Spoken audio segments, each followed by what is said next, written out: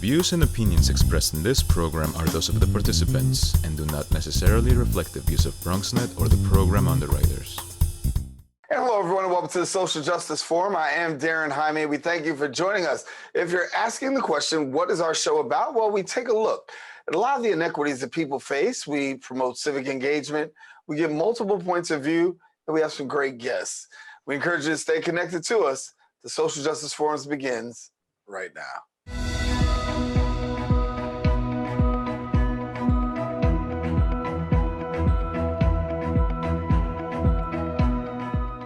Welcome back. The New York Foundling is an organization believing all children, adults, and families have the opportunity to reach their full potential. Now, the organization provides youth with alternatives to incarceration and prevents their involvement in the justice system. Joining us now is the Vice President of the Family Justice Programs. I'm pleased to be joined by LaTasha Fermin. And LaTasha, glad to have you. Hi, Daren. How are you? Happy to be here. Thank you. And I want to have this conversation because when we talk about working with young people, and I know this is, your strong suit, talk about alternatives to incarceration. Let me just start off with a real basic question. Many people have opposition to alternatives to incarceration, but talk to us about the benefits of alternatives to incarceration. Yeah, absolutely, especially with our youth. In our Families Rising program, we work with not only youth, but adults from 13 to 27. And so it really gives them that second chance. And I know it's taboo to say second chance, but we really do. We get in there and we understand kind of what was going on that caused these behaviors that led to the involvement in the criminal justice system or the juvenile justice system. And it's a rehabilitation. So we really get to have a conversation with not only the person at question as far as like the offender, but also their families. We look at kind of where they live, their resources, and what are their strengths and skills, most importantly, and how to help them waiver those as we work on kind of their needs. So when we talk about juvenile justice, obviously we have a lot of young people that go through the system or approaching the system or in the system, and the need to really be able to give them the help that they need. I know that your organization works very front and center with this. Share with us a little bit about some of your programs. Of course, absolutely. Happy to. So starting with one of our mentoring programs. So we have our adolescent mentoring program. It is part of the ACS DYFJ Division of Youth and Family Justice. It's funded by ACS. We serve the Bronx. Right now, we're currently in the Bronx. There's different providers that serve different boroughs, but New York Foundling is serving all of the Bronx. We serve youth from 12 to 18 who are looking for more of a mentorship leadership type feel. Our mentees are those who are usually college students coming from the same neighborhoods who can really relate and help them understand. We do everything from college prep. We talk about college success prep. We take them on trips. We just went to Great Adventure not too long ago. We give them stipends for participation because we appreciate their time, and also it helps for some encouragement for them. We meet one time a week with the family and the youth. We do everything that they may need, anything from resume skills to just someone to talk to other than their family members. So really that one-on-one time. And so that's our adolescent mentoring program. We have our KEYS, Kids Experiencing Young Success program. That is what we call a PINS, Person in Needs of Supervision Diversion program. And what that means is the youth that we have that are from 12 to 17, they are not yet in the juvenile justice system, meaning they have not had an offense where there is a case open or they're working with a probation officer. However, they are showing high risk behaviors where we get mostly our referrals through ACS, but most importantly from parents or teachers who are seeing those behaviors and really feel like if they get the early intervention they need, which is our services, we can stop them from entering into the system. And so we provide 3 evidence-based models within that program. We serve the Bronx with 2 of our models, as well as in Brooklyn and Manhattan and Staten Island. The models that we have are called brief strategic family therapy, functional family therapy, and multisystemic therapy. So that's our Keys program, and kind of working on the continuum. So I kind of went from our lowest program as far as just kind of the mentoring, getting and reaching and touching our youth, to those who have a little higher risk behaviors, to now our youth who are in, unfortunately, our criminal and Supreme Court system. And that's our Families Rising program. Our Families Rising program works with youth and adults. We've recently extended from 18 to 27 in the last year. So we're excited about that extension based on all the great work we were doing with youth from 13 to 17. In that program, we use the Family Functional Therapy Program. I'm happy to say that we are the only ATI, as we refer to, alternative to incarceration program, that does evidence-based models. And why we're so excited is evidence-based models are proven research with numerous clinical trials to show the effectiveness if done correctly with families. Other programs, they do a little bit of maybe a traditional and then maybe an evidence-based, but we're 100% evidence-based programs. We do a lot of work with judges. You know, we have brown paper bag sessions sometimes quarterly, where we sit down with judges and really understand what are the cases they're seeing, what are the concerns they're seeing. And from there, we get referrals from defense attorneys. They reach out to us. We've been around since 2012. So we've had a long-standing relationship throughout the 5 boroughs to which we serve. And with that, we work with them to ensure that either we prevent them from even entering into the system, meaning even touching Rikers. So we have some where they have been diverted, where a youth has been given the chance that if they successfully, you know, if they're under 17, if they successfully complete our program, they can get what is called YO status. Because these youth, particularly in the Families Rising program, they are facing a felony charge. And unfortunately, we know what that does to a youth if they then have a felony charge. You know, it's really hard for them for the rest of their life to get a good job or, you know, really succeed in life. So what I am happy to say is that with our program, we have worked with the judges that we're able to get their record sealed, which is youth offender status. We have done that for the past couple of years since 2012, and it's been great to see a lot of our youth successfully graduate our program, which we have an 80% success rate at, and to see them really get a restart of their life. You know, they make mistakes, and when we go into the homes, what we do is we work with them in looking once again always at their strengths. What are they good at? What are they interested in? And then we really look at kind of what were the concerns. And a lot of times it's really lack of resources. And I mean lack of resources, outlets. You know, we have kids who may like boxing, but unfortunately the family can't afford boxing. So what do? We find resources, we collaborate. New York Foundling has a lot of great community partnerships. For example, like with the door, you know, and we connect our youth and we make sure that they get that kind of full round services. We also provide psychiatric services for them through our clinic. And then for them also, with our older adults that are in the Families Rising program, we've had lesser sentences, as well as even just sentences down to just probation. So we're really excited about the Families Rising program there. You talked a little bit about having the access to services, because recidivism is you know, a thing that everybody's concerned about. Don't want to see a young person go right back into the system after they've gotten out. But the reality is many times they have to go back to the same environment that they came from, and sometimes there is no help there, so they revert back to what they used to do. But talk to us about the importance of having these access to services, because as I see the work that you do, the difference maker is you're there and you're present, but everybody is not always afforded that opportunity. Yep, absolutely. I would love to. So the difference about our evidence-based services is, one, we're in the homes. So we're not asking you to come to us. We come to you based on your time. We have master's clinicians who come into the home at your time. So we have families who, you know, work say from 10 to 8. So guess what? Our therapists are in the home with permission at 7 a.m. doing sessions with the family. We are in the home any minimum 1 time to 3 times a week. We are available 24/7.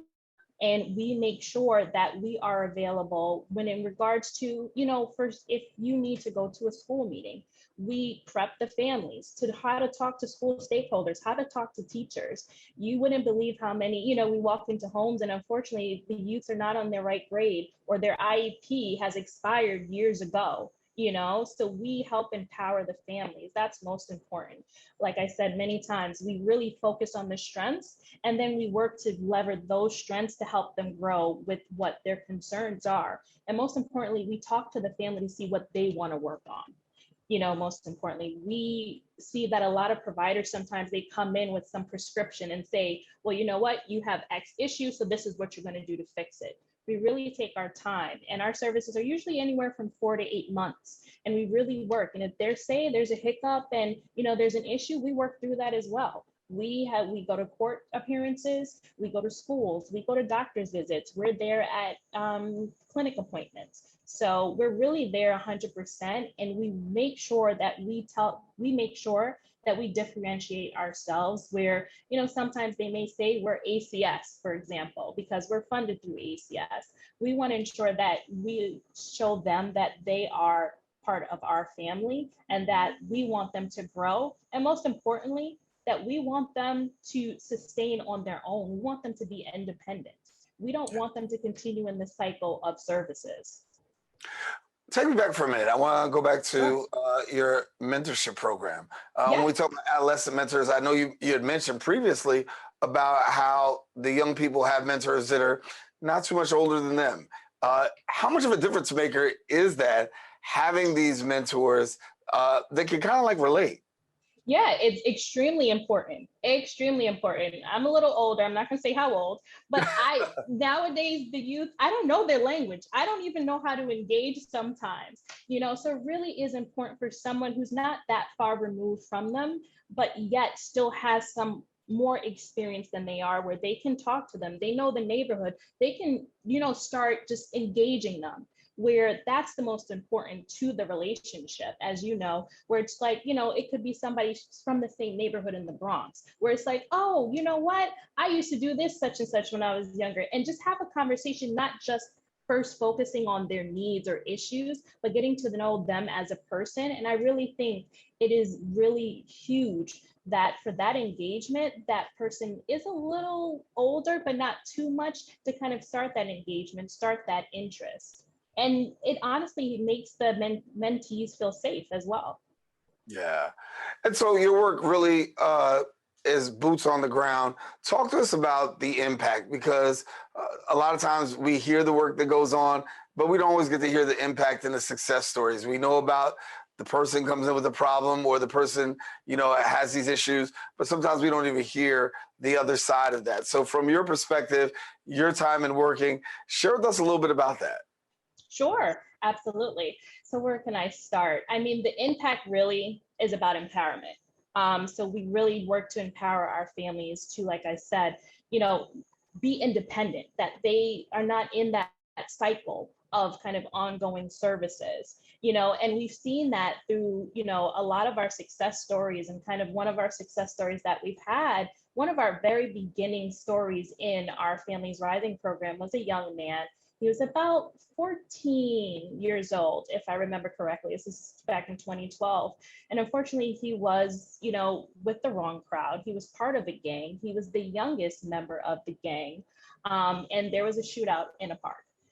And unfortunately, he was used as what we call the human holster. He was given the gun because a lot of folks know that if you give the younger kid, he might escape some charges. Well, at that time, New York City does charge youth at that time, before raise the age, charge youth as an adult. And so he was up for charges as an adult. And we entered the Families Rising program. We advocated for this youth with the judge. We talked about kind of, the missed opportunities that he had, that we were seeing in the home, and we were able to get him into our program. And I am happy to say he's an adult now, but I'm happy to say at the end of our program, as I mentioned earlier, he got what we called YO status, youth offender status, where his record was sealed. So he was able to enter college and not have to explain. And he actually went off to college. And we actually talked to him and used him a lot when we have kind of, events and talking about our programs. Yeah. And it's a great story to know that difference is being made. Looking at the work that you do, talk to us about what do you find to be some of the existing challenges right now that you're trying to overcome and trying to help in the area of juvenile justice? Yeah, absolutely. So I think you referenced it earlier. Everyone's not on board for the ATI rehabilitation type front. You know, they see, I hate to say it, but they label our youth, they label the offenders that they are that crime. You know, they don't see beyond that, unfortunately. And so there's a lot of advocacy that we do on a daily basis with, you know, lawyers, social workers in the courts, you know, just to make sure that they are aware of our services and how we can help and our effective rate. You know, it's an ongoing battle, you know, because there is a lot of opposition still out there to these type of services where folks are scared that, you know, they will reoffend, you know, and what are you going to do to stop them? You can't do nothing to stop them. It'll be easier just to kind of keep them in jail. You know, so it's a lot of advocacy and conversations with different platforms, community leaders, community stakeholders about what our services are and how they really can help. And most importantly, really engaging folks, because there are some folks who are skeptical that, yeah, it sounds great, but do you really have the evidence to back it up? And we do, you know, but once again, it's ongoing conversations and engagement and letting them know that we're here and this is what we do. And like I just spoke about, success stories that we have the proof. Yeah.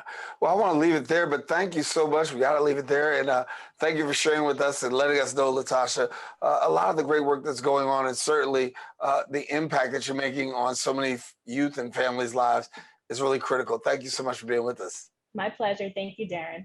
All righty, LaTasha Fermin, our guest. Listen, we got more show. Don't go anywhere. We're going to continue right here on the Social Justice Forum.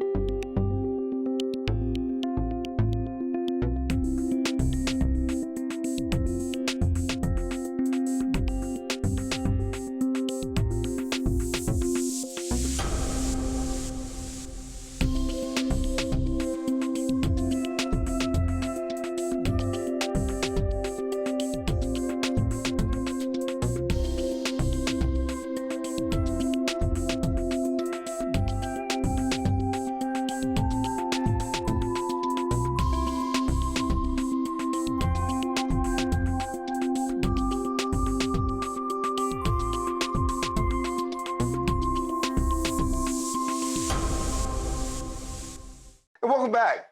Global Kids is a not-for-profit organization that's developing youth leaders through dynamic global education and leadership development programs. The organization recently had a special event providing young people with the opportunity to identify critical issues directly affecting their community and the world. And we're pleased to have the Director of Curriculum and Special Projects at Global Kids, Jatnna Ramirez. And thank you so much for being with us, Jatnna. Thank you for having me. So for somebody who may not be so familiar, I gave a little bit of intro as to Global Kids, but give us a little bit more. Sure. So Global Kids is a nonprofit youth organization. We work with young people throughout New York City, all 5 boroughs, and Washington, D.C. Our focus of work is human rights education and global education and preparing young people to be leaders in their lives and their communities, right? We are helping students feel prepared to take on whatever challenges come their way. We educate, activate, and inspire them to take action on the most critical issues facing our world. When we talk about young people being involved in issues, that doesn't always happen, but it seems as though you've got a great opportunity to really connect and have these conversations. What's it like when you begin the education process? And I mean, not, some of them already know, but really taking them through, working through and understanding these very important matters. Sure. The young people that we work with, young people throughout the city, they are really smart, really talented young people. They care about what they're seeing happening in their community, but rarely they're asked their opinions and their thoughts, right? They are already thinking and observing and being impacted by the issues facing their neighborhoods, their national and global community. And so when given the platform and given the resources, they jump to the opportunity of, speaking their minds and asking questions and taking action. Some young people have other needs that need to be met. They may be struggling academically. They may have issues happening in their homes. But once you help them take care of those issues, and again, you give them the platform, you give them the space, you connect with them on a personal level, right? A lot of our young people need an adult in their lives who they can have healthy relationships with, who can be their mentors. And so Global Kids is always providing our young people with, again, the platform, the space, the resources, the mentorship that they need to take actions on the issues that they care about. Yeah. And so I know one of the issues that you're dealing with is tackling hate crimes. We see it happen all across the United States, in New York City. They happen frequently. And so many times our young people are looking and watching and having and raising a voice. But talk to us about how you're tackling that. Sure. So for the youth conference that we organize every year, we've been organizing a youth conference every year for the past 30 plus years with our young people. They actually pick a topic, and this year they picked hate crimes as the topic, right? So we bring them together. Again, this is young people from all over the city. We have them talk about what are the human rights issues that they're seeing happening in their community that they care about. And our young people come from very diverse backgrounds. We have students that are, African American students, students who are immigrants, Latinos, East Asian students, Arabic students, right? And so they see their identities being targeted. They see it in the news, they see it in their lives. And so they see the issue of hate crimes, and they have concerns, and they have, fears about, am I going to be next? During the time that we were organizing the conference was when the shooting in Buffalo happened, right? So they see it and they're concerned, and they have fears, and they want to do something about it. And so that's why they chose hate crimes as the topic.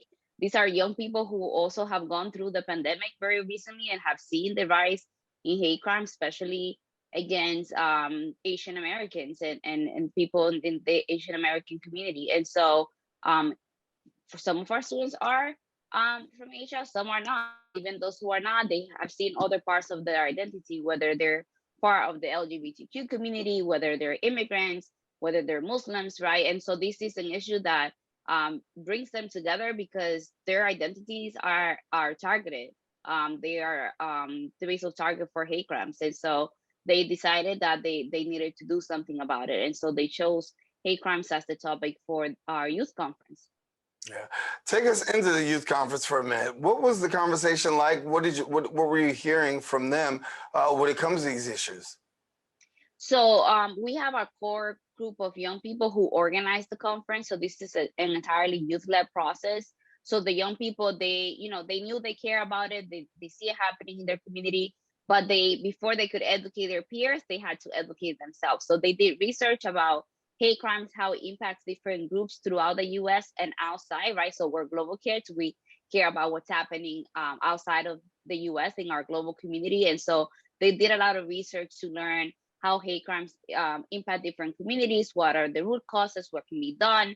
And so after that, they prepare workshops, peer education workshops that were interactive so that they could educate their peers on it.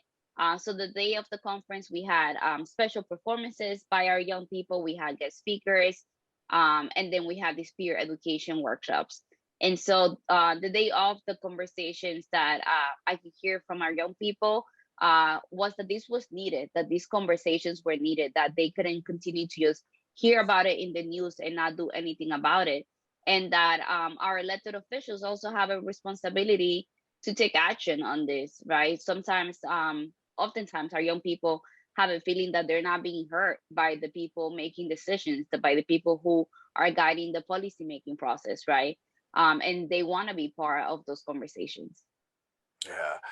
Your work with young people in this area, I mean, obviously, to have them come together to talk, to vent out the issues, to discuss the issues, it's really a great thing because these kids are showing that they're necessarily involved in what's going on in society.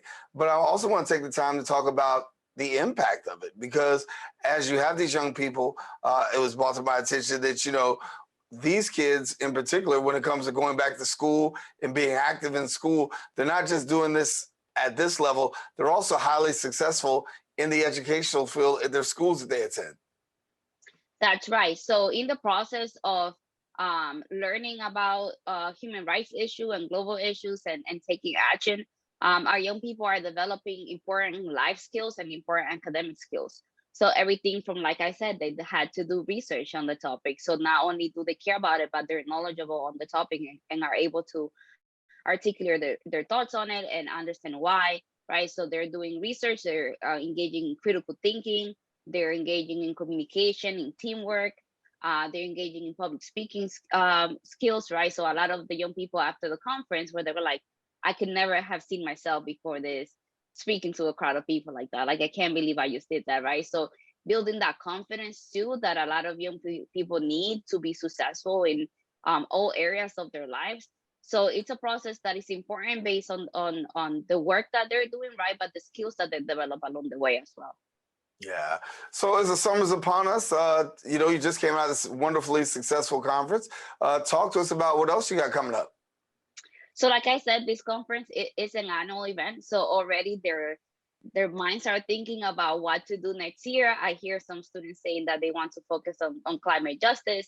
But again, we take them through a consensus building process. So there are different issues that some of them want to focus on. And so they go through a process to select the topic. So we'll plan another conference next year. And then for the summer, we have a lot of programming, Global Kids. So the conference was organized with high school students, but we serve also hundreds of middle school students throughout the summer.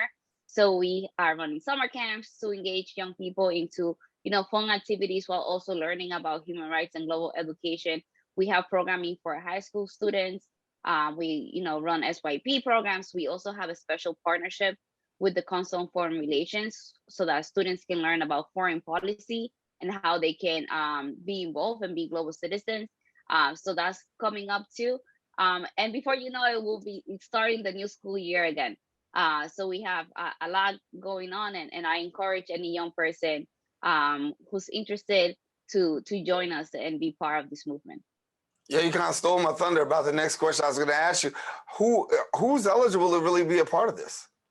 Pretty much anyone outside of the city commute into the city to be part of the program. So we work in school-based programs, and so the students that attend those schools participate, but this is a citywide program. And so if you are a high school student, you can participate. If you're a middle school, we have programs for you as well.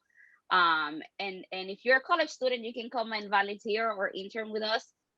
So check us out. Yeah. How hard is it to get the kids motivated to be able to talk about these issues that matter the most? Because, you know, sometimes I say, you know, some of our kids are isolated, some of them are shy, but it seems as though that they're pretty free flowing when it comes to talking about the matters. Yeah, so I've seen students bloom in very beautiful ways when they start their freshman year of high school. We also provide summer bridge programs to help students transition from middle school to high school. And so I've seen the transformation of young people from being really shy and not wanting to talk to them, you know, facilitating at the youth conference. And so it's a beautiful process to witness, and it's a beautiful thing to support these young people. I also will say that this year and even last year, it has been challenging for many of our students because of the pandemic and the isolation, and a lot of young people are struggling with issues of mental health and insecurities in their households and their community. And so it takes a lot of this is a work of love, right? So it takes a lot of work sometimes, but it's totally worth it. And our young people deserve nothing but the best. And so even on those challenging days, approaching it from that sense of love, knowing that our young people deserve this, and that they can do so many great things if they have the right support system. And so we are here to do that for them. Have you heard a lot of conversation with them about just COVID and really coming out of that? Because they were in isolation. We all were. I mean, let's be honest, we all were. But for them, being away from their friends and their peers, that seemed to have even a more direct impact than maybe even some adults. Absolutely. And we can even see that in the students, even like their stamina to be in school for a whole day, and then to, our programs, many of them operate in the after school time. Although we do work with them during the school day as well. And so the stamina of young people to be during in school day and to socialize and interact has definitely dropped. And so that's something that we have also observed, pay attention to, and we are supporting our young people to build back that stamina to reconnect with their peers, to reconnect with their teachers. So that's that has been a big focus of our work over the past year. We also work with them through the pandemic, so Global Kids never went away. We implemented remote programming for them, and we were offering programs 5 days a week so that they could still feel connected to one another and not feel so isolated. And we also focus a lot on their social emotional health and coping mechanisms, and just providing them with a community where they could feel supported and together and learn coping mechanisms to go through those really difficult times during the height of the pandemic. Yeah. The kids that you serve come from predominantly underserved communities, but as I pointed out earlier, you have a high graduation rate. 99% of the kids who participate in your program go ahead and have a successful graduation rate. I guess for somebody on the outside looking in says, well, what is the secret sauce in making this happen? How does that connect? Because a lot of people would want to have those numbers, but they don't. Right. It's like I said before, it's about providing them with the support that they need, right? So asking them, checking in with them, being there for them, helping them form healthy relationships with adults, having them know that there's someone who cares about them, who's checking in on them, calling their homes when they're not showing up to class, talking to their parents, engaging them, providing that motivation for them to come to school, right? Creating trips so that they can have fun and have something to look forward to. There are many different strategies. I won't say there's like one thing that we do that makes it happen. It's one secret sauce. There's many ingredients, but it is about providing them with that love and that support that they need. Being a teenager, it's hard. We're living in difficult times, a lot of stresses, and so it's really important that we're there for our young people and that we're showing up for them. Yeah. What's the conversation like now that, you've tackled hate crime, you talked about climate change? Are there any other issues that they're discussing that they really want to see brought to the forefront? Yeah. Most recently, the issue of gun violence has come up a lot with them. Again, they see what's going on in their community. They saw what happened in Texas.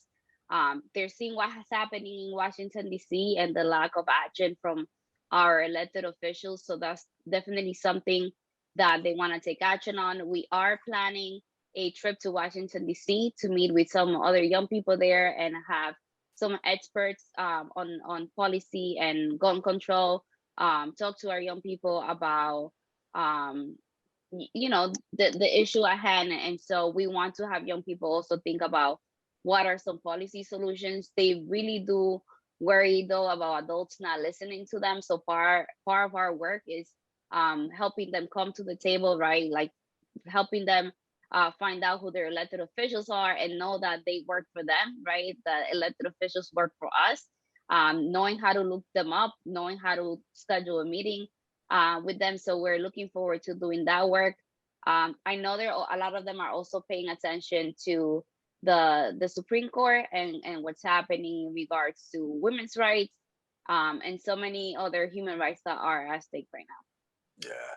Jatnna Ramirez, thank you so much for being with us. She is the Director of Curriculum and Special Projects at Global Kids. It's been wonderful having you, and thank you for the work that you're doing. Thank you so much for having me. All righty. We want you to stay with us because we're going to take a quick break. We do have more show coming up after this.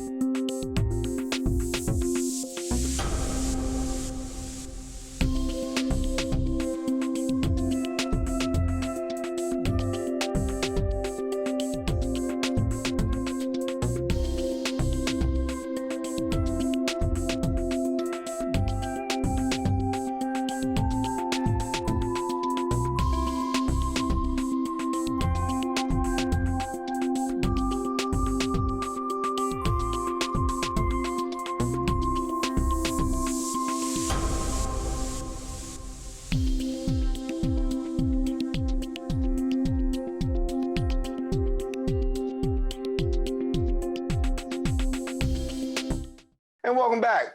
Hip Hop Caucus is a nonprofit, nonpartisan organization that's focused on communities across the United States addressing core issues impacting underserved and vulnerable communities with programs and campaigns that support, solution-driven community organization led by today's young leaders.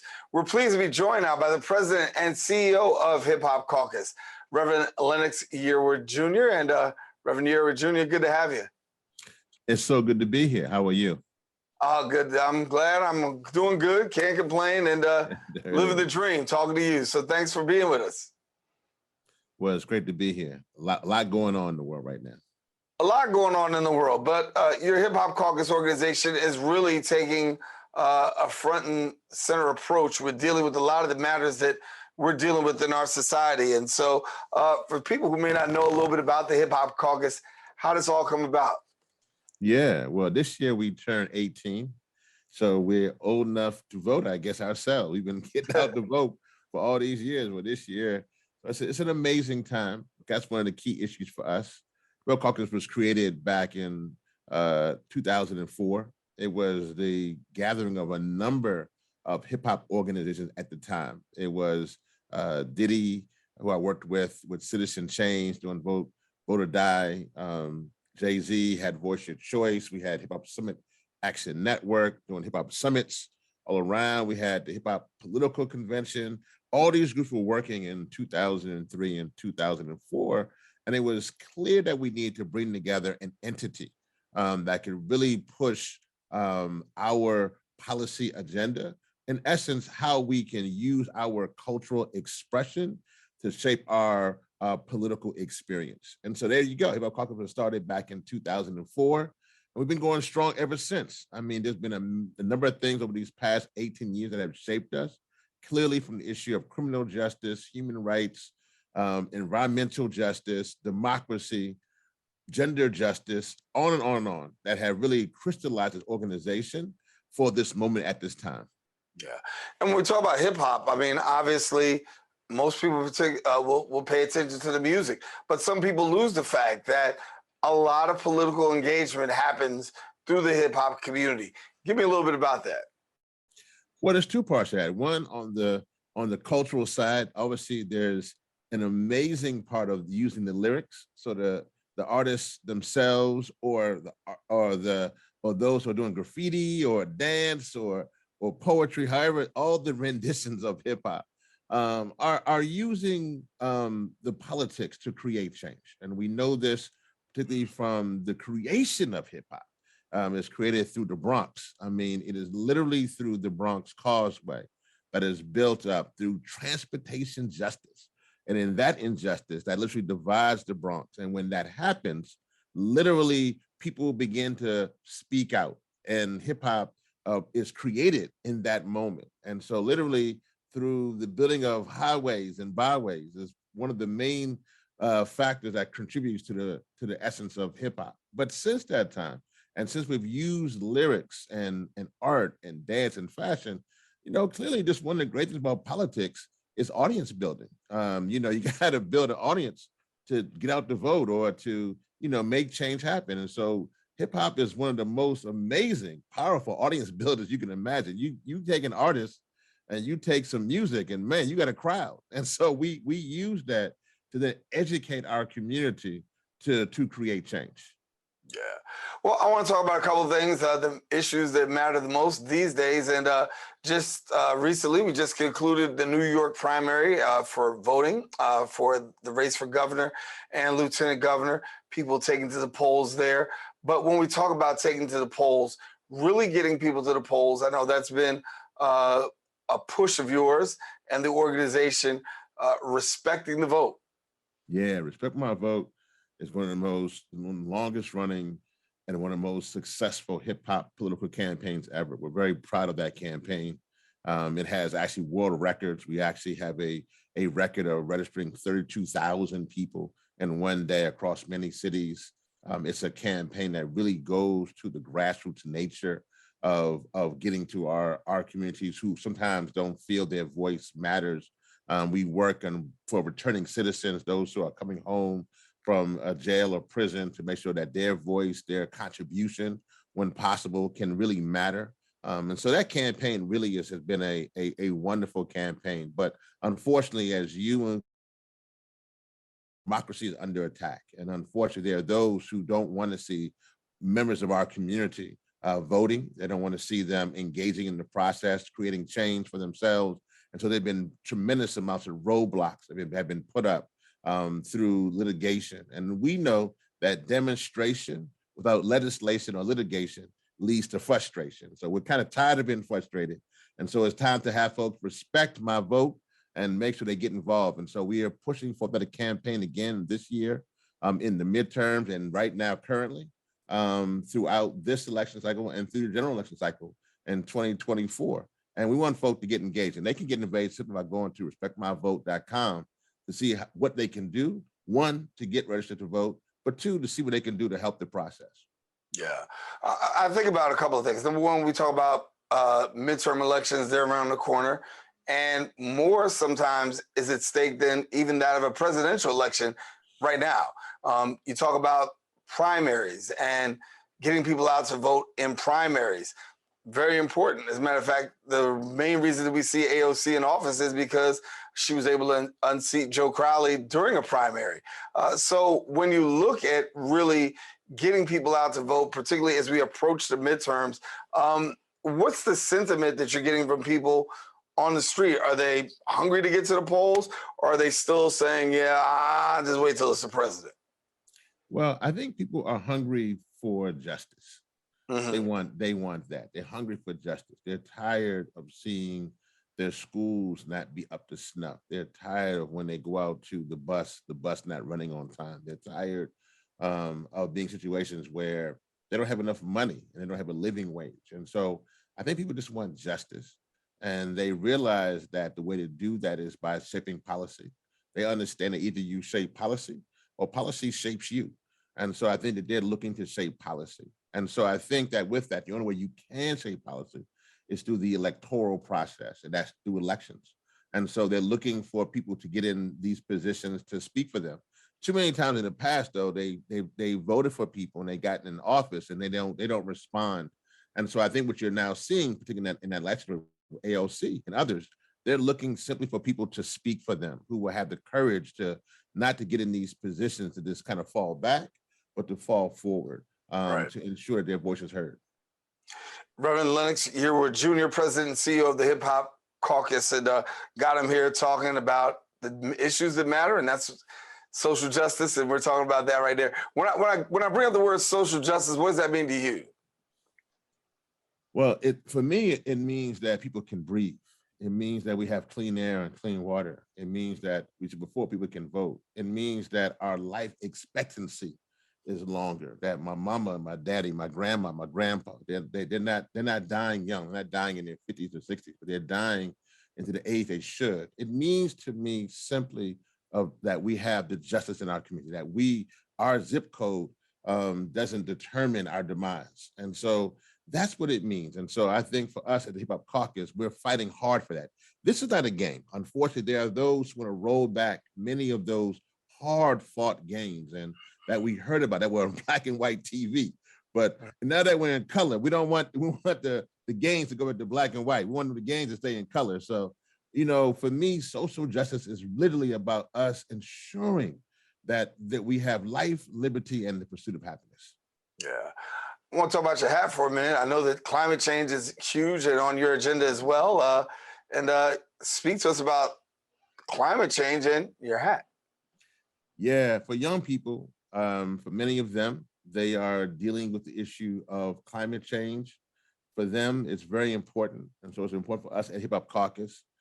We know that our parents fought for equality in the 20th century. But right now, with climate change and other issues, we're still fighting for equality, but we're also fighting for existence in the 21st century. And right now, literally, if we don't make a change in regards to the destruction happening in the climate crisis, then they will have devastating effects. I'm originally from Louisiana, so for me, it's kind of personal because I actually, being from Louisiana, people know we had Hurricane Katrina almost now 17 years ago, and then last year we had Hurricane Ida.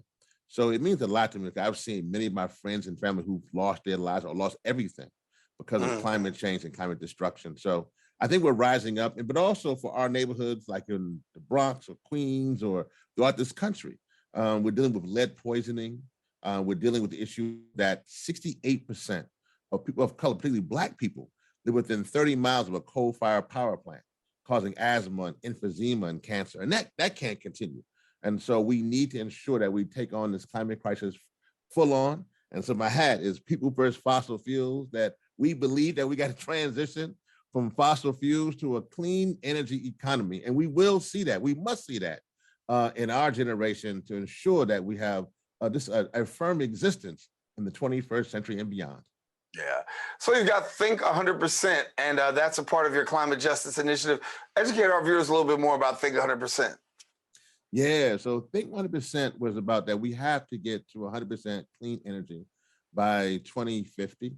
And so the whole Think 100% is about thinking about that process, and what we got to do is we've created a whole kind of network of things to do that. So everything from creating documentaries, which we now actually have out. We have a new documentary that just came out on petrochemicals, which you can go to weshallbreathe.com/films and check out. It's free. Just go there and check it out.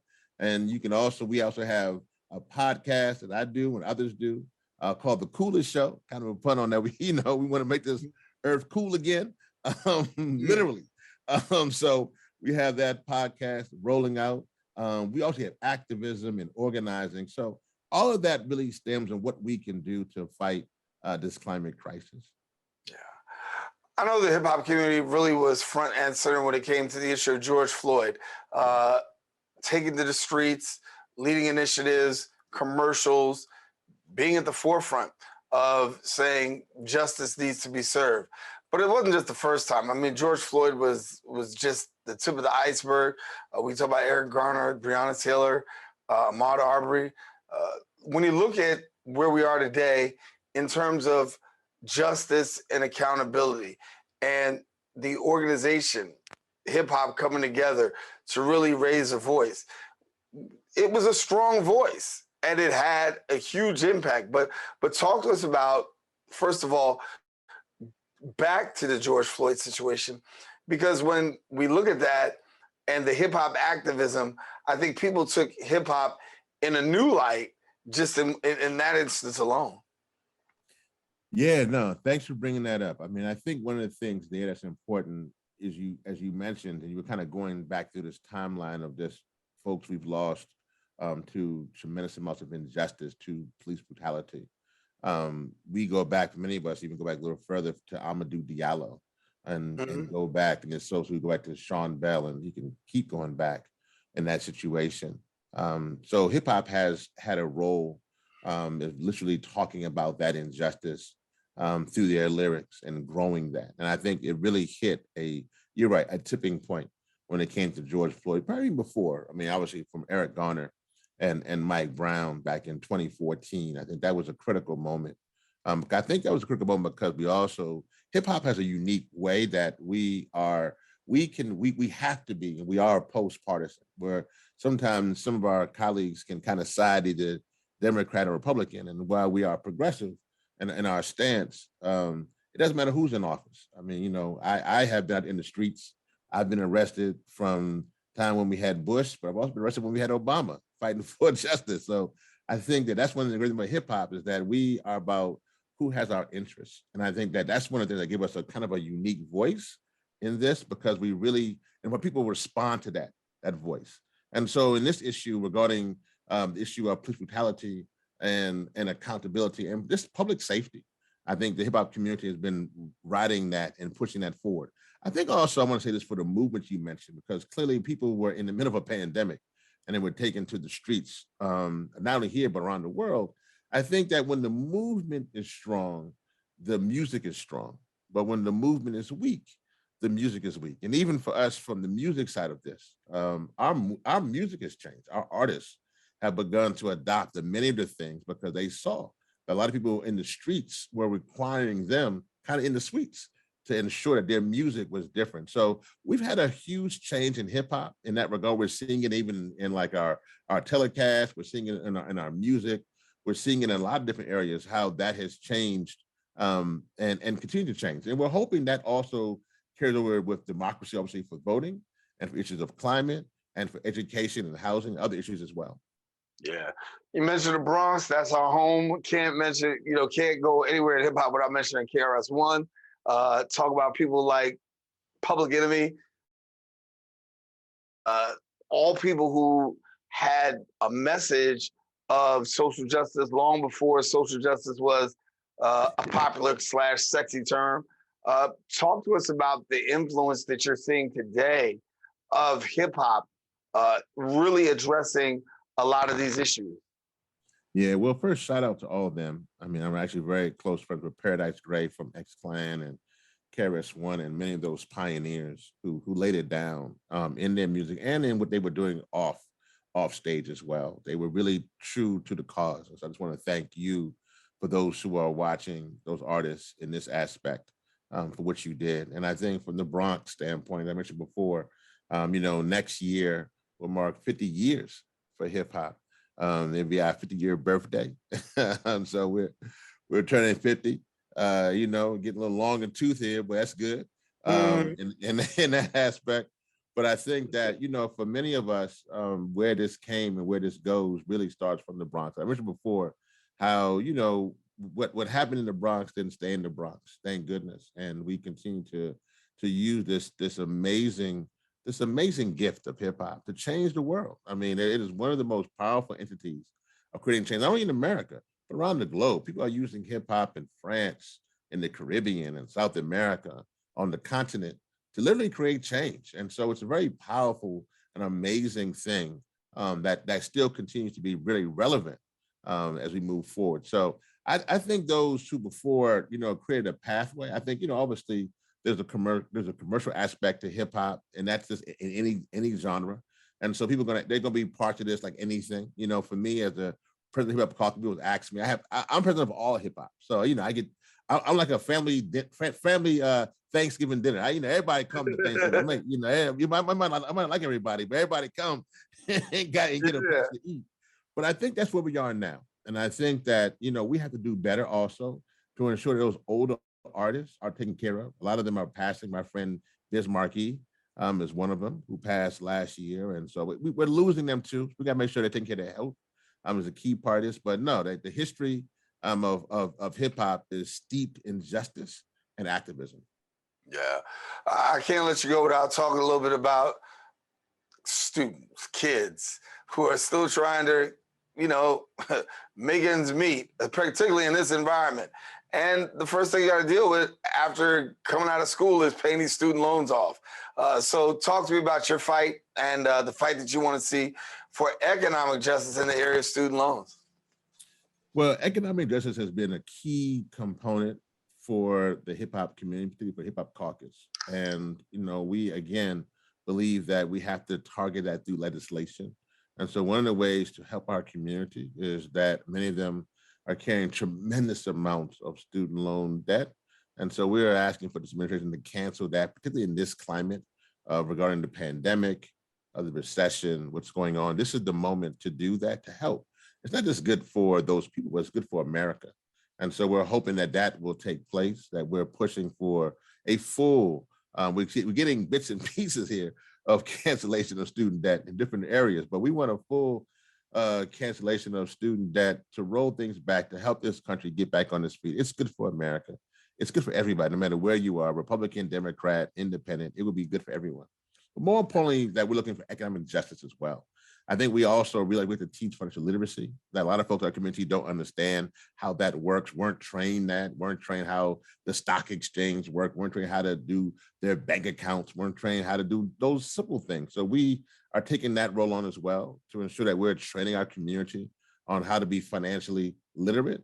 And then also ensuring that those entities that were benefited from George Floyd. So a lot of our Black banks, for instance, received a lot of money during the George Floyd situation. And so we want them to begin to return that back to the community. So we're talking with a number of Black banks, and we have a Black bank initiative, working with them as well to help train up our community and return investments and do loans, people get their houses and all that kind of stuff in this market. So a lot is going on in that aspect, but you can find out everything you want to find out on that. Just go to hiphopcaucus.org, and you can find out about our economic justice, our climate justice, our democracy, our gender justice. You can get everything right there. Even you can get some music. You can go online and we got music for you too. So go to hiphopcaucus.org, and you get everything right there. Well, Reverend Lennox Yearwood Jr., we got to leave it there. President and CEO of the Hip Hop Caucus. Thank you, my brother, for taking the time. Got to come hang out with us again. Most definitely. All righty. Reverend Lennox Yearwood Jr., President and CEO of the Hip Hop Caucus. Look, we are out of time here, and we do hope that you enjoy the show. We really have an opportunity to talk about the issues that matter the most. If you want to catch another show, well, all you got to do is catch next week. But if you want to catch this show, you missed a part of it, Recablecast, BronxNet Channel 67. And then also, you can also check us out on the web at BronxNet.org. Join us next week. We'll definitely be upping the conversation, elevating it, and bringing some very informative guests. I'm Daren Jaime saying thank you for joining the Social Justice Forum.